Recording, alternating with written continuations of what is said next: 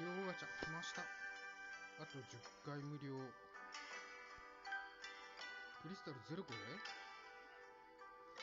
煩悩を吹き飛ばせ。108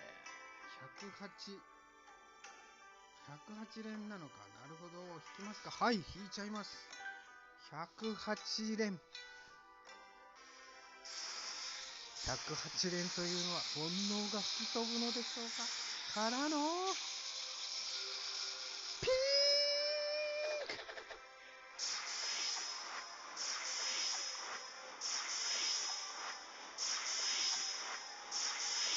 道中はあるのでしょうか。ここに来るか。はい、爆死です。煩悩吹き飛ばず。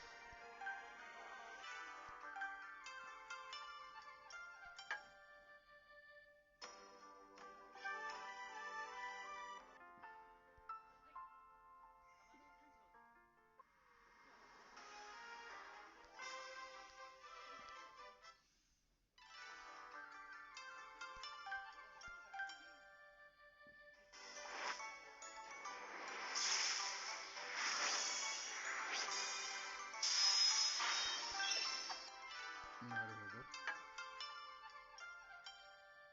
こんな感じなんですよね。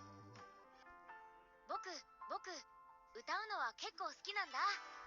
魔法使いさんも僕の明歌を楽しみにしててね。日来るということみたいです。よかったらチャンネル登録、高評価よろしくね。ではまた。